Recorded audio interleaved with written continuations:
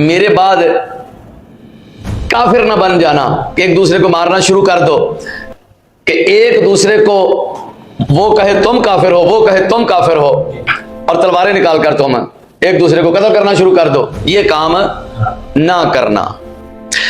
تو اس میں جو واعظ ہے، جو تبلیغ ہے، جو میسج ہے، پیغام ہے نبی پاک صلی اللہ علیہ وسلم کی جو خواہش ہے وہ یہ ہے کہ اسلام پر قائم رہتے ہوئے اکٹھے رہنا، ایک دوسرے سے لڑنا نہیں ہے۔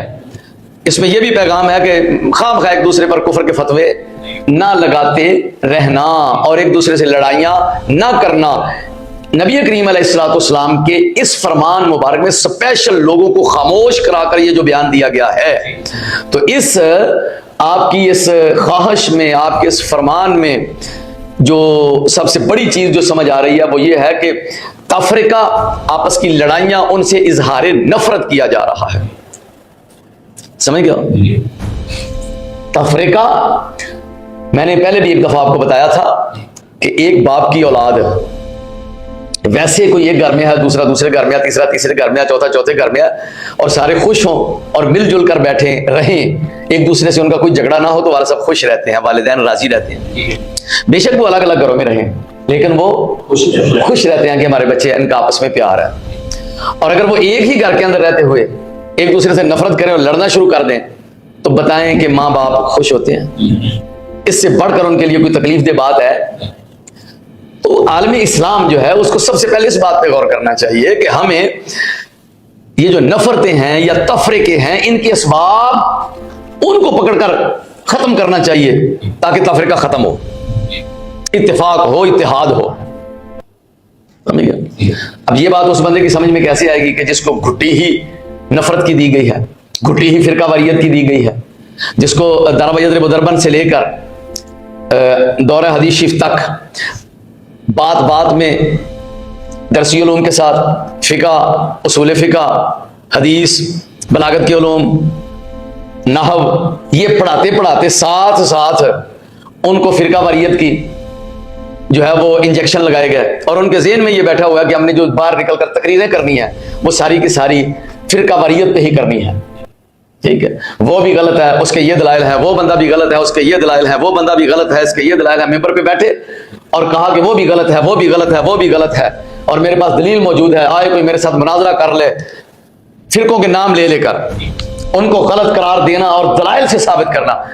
بھائی اپنی جگہ جو غلط ہے اس کو غلط کہنا چاہیے، اس میں کوئی شک نہیں ہے، جو غلط ہے اس کو غلط کہنا چاہیے اور جو صحیح ہے اس کو صحیح کہنا چاہیے، لیکن اس کا یہ مطلب نہیں ہے کہ آپ جو ہے وہ ایک گردان یا تسبیح پکڑ کر یہی کہتے رہیں وہ بھی غلط، وہ بھی غلط، وہ بھی غلط، وہ بھی کافر، وہ بھی کافر، وہ بھی گمراہ، وہ بھی فاسق، وہ مسلک اہل سنت سے خارج ہے، وہ گمراہ ہے، یہ کفر پہ چلا گیا۔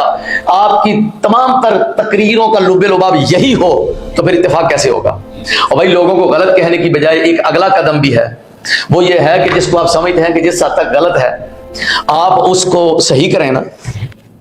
یہ کیوں نہیں کرتے؟ کیا غلط کو غلط کہہ کر آپ بری ذمہ ہو جائیں گے؟ آپ نے تبلیغ کا حق ادا کر دیا، گمراہ کو گمراہ کہہ کر تبلیغ کا حق ادا کر دیا، کمال ہے۔ اور بھائی جو گمراہ ہے آپ اس کو دیکھ رہے ہیں کہ وہ مسلمانوں میں شمار ہو رہا ہے، وہ کہتا ہے کہ میں مسلمان ہوں، وہ کلمہ گو ہے اور نمازیں بھی پڑھتا ہے، حج بھی کرتا ہے، عمرے بھی کر رہا ہے، لیکن وہ ٹریک سے اترا ہوا ہے۔ آپ سمجھتے ہیں کہ وہ ڈی ٹریک ہے، تو صرف یہ کہنا کہ تو گمراہ ہو گیا، تو کبھی جنت میں نہیں جا سکتا، تو پکا جہنمی ہے، تو فاسق ہے، تو فاجر ہے، تو مسلمانوں کا نقصان کر رہا ہے، تیری وجہ سے بڑا نقصان ہو رہا ہے، چلو، اور اس کے بعد بری ذمہ۔ اگر یہاں تک یہ تقریریں سکھا دی گئی ہیں تو پھر تو فرقہ واریت ختم نہیں ہو سکتی۔ فرقہ واریت کو اگر ختم کرنا ہے، اور فرمایا کہ میرے بعد ایک دوسرے کو کافر کہہ کر گردنیں مارتے نہ پھرنا، یہ بھی اللہ کے رسول نے صلی اللہ علیہ وسلم نے لوگوں کو خاموش کرا کر پیغام دیا ہے۔ فرمایا کہ چپ کراؤ لوگوں کو، میں کوئی بات کہنا چاہتا ہوں، تو اس بات کی تھوڑی اہمیت ہے۔ تو پھر جو غلام ہیں، امتی ہیں، علماء ہیں، ان کی ذمہ داری بنتی ہے کہ جو ڈی ٹریک ہے اس کے پاس جائیں اور پیار سے اس کو سمجھائیں، اس کو کہیں کہ بھائی مہربانی یہ بات ٹھیک نہیں ہے، اس کی وجہ سے تفریقہ آ رہا ہے، ٹھیک ہے۔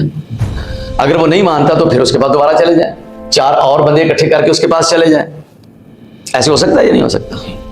ہو سکتا ہے۔ آپ پاس جائیں اور کہیں کہ بھائی یہ جو بات ہے نا، یہ چیزیں ایسی ہیں کہ جو ہمارے درمیان تفریقہ ڈال رہی ہیں، یا ہمیں سمجھا دو یا ہم سے سمجھ لو، اور پھر آپ کی دلیل مضبوط ہے، آپ اس کو سمجھا دیں.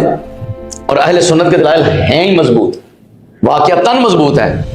اور جو اہل سنت کے اوپر اٹیک کیے جاتے ہیں جن چیزوں کو لے کر, وہ اہل سنت کا مسئلہ ہی نہیں ہے, وہ جاہلوں کی حرکتیں ہیں. ٹھیک ہے.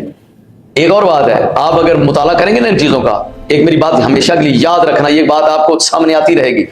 اہل سنت و جماعت کے اوپر جو اعتراض کرتے ہیں نا دوسرے مسالک, وہ ہیں اہل سنت کے جاہلوں کی حرکتیں. ان پر جو الزام ہے نا وہ ان کے جاہلوں کی وجہ سے ہے, اور جو باقی مسالک پر اعتراض ہے اہل سنت کی طرف سے وہ ان کے عالموں کی وجہ سے ہے. سمجھ رہے ہیں؟ ہاں, تو جاہلوں کی بات کوئی اہمیت نہیں رکھتی, اس سے اہل سنت ہم بھی بری ذمہ ہیں.